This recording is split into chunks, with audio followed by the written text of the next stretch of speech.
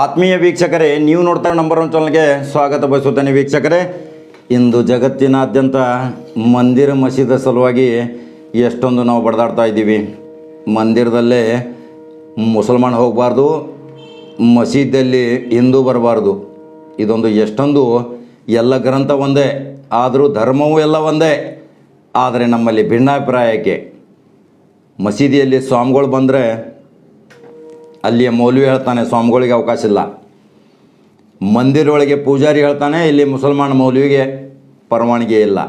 ಇದನ್ನು ಕಟ್ಟಪಾಡುಗಳನ್ನು ಮಾಡಿದವರು ಯಾರು? ನಮ್ಮನ್ನು ವಿಚಿತ್ರಕಾರಿ ಶಕ್ತಿಯಿಂದ ನಮ್ಮನ್ನು ಬೇರ್ಪಡೆ ಮಾಡಿಸೋರು ಯಾರು?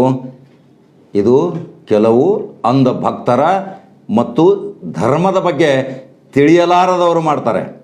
ಆದರೆ ಇವತ್ತು ಅಬುದಾಬಿಯಲ್ಲಿ ಶೇಖ್ ಸುಲ್ತಾನ್ ಅವರು ಏನು ಮಾಡಿದ್ದಾರೆ ನೋಡಿದಿರಾ?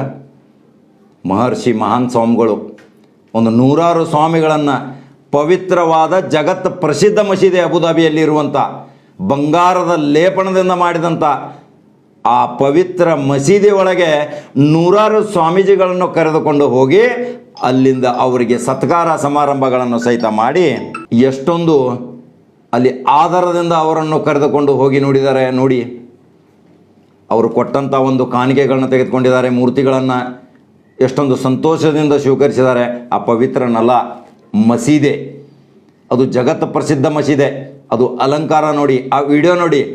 ಅಂಥ ಮಸೀದೆ ಜಗತ್ತಿನಲ್ಲಿ ಇರೋದು ಅಬುದಾಬಿಯಲ್ಲಿ. ಅದಕ್ಕೆ ಸಾವಿರಾರು ಕೋಟಿ ರೂಪಾಯಿ ಖರ್ಚು ಮಾಡಿರ್ತಾರೆ ಇವರು, ಅಲ್ಲಿಯ ಶೇಖ್ಗಳು. ಯಾಕಂದರೆ ತೈಲ ರಾಷ್ಟ್ರದ ಹಣ ಕೋಟಿ ಕೋಟಿ, ತೈಲ ರಾಷ್ಟ್ರದ ಜನ ಕೋಟಿ ಕೋಟಿ ಹಣ. ಆ ಸ್ವಾಮೀಜಿಗಳನ್ನ ಎಷ್ಟೊಂದು ಆದರ ಸತ್ಕಾರದಿಂದ ಮಾಡಿದ್ದು ಇದೊಂದು ಭವ್ಯಕತೆ ಸಂಕೇತ ಇವತ್ತು ವಿಶ್ವದಲ್ಲಿ ಸಾರುವಂಥ ಕೆಲಸ ಇವತ್ತು ಅಬುದಾಬಿ ಶೇಖ್ ಸುಲ್ತಾನ್ ಅವರು ಮಾಡಿದ್ದಾರೆ. ಆ ರೀತಿ ನಮ್ಮಲ್ಲಿ ಯಾಕೆ ಮಾಡ್ತಾ ಇಲ್ಲ? ನಮ್ಮಲ್ಲಿ ಯಾಕೆ ಬೆಂಕಿ ಹಚ್ಚು ಕೆಲಸ ಮಾಡ್ತಾ ಇದ್ದಾರೆ ಕೆಲವು ಜನರು? ಯಾವ್ಯಾವೋ ಧರ್ಮಗಳನ್ನು ನಾವು ಅಧ್ಯಯನ ಮಾಡಿಕೊಂಡು ಈಗ ನಮ್ಮ ಭಾರತ ದೇಶದಲ್ಲಿ ಬುದ್ಧ ಬಸವ ಅಂಬೇಡ್ಕರರ ತತ್ವ ಸಿದ್ಧಾಂತಗಳನ್ನ ಬಿಟ್ಟು ಇಲ್ಲ ಸಲ್ಲದ ಯಾವ್ಯಾವ ತಲೆಗಳನ್ನು ಹಾಕಿ ನಮ್ಮ ಯುವಕರನ್ನು ಹಾಳು ಮಾಡುತ್ತಿರುವ ಕೆಲವರು ಇದ್ದಾರೆ. ಅವ್ರು ಯಾರು? ನಿಮಗೂ ಗೊತ್ತು, ನಮಗೂ ಗೊತ್ತು. ಅವ್ರ ಬಗ್ಗೆ ಚರ್ಚೆ ಮಾಡೋದು ನಮಗೆ ಅವಶ್ಯಕತೆ ಇಲ್ಲ. ಆದರೆ ಈ ವಿಡಿಯೋ ನೋಡಿದರೆ ನಮಗೊಂದು ಜ್ಞಾನೋದಯ ಆಗುತ್ತೆ. ನಾವು ಮಸೀದಿ ಒಳಗೆ ಸ್ವಾಮೀಜಿ ಅವ್ರನ್ನ ತೆಗೆದುಕೊಂಡು ಹೋಗಬೇಕು.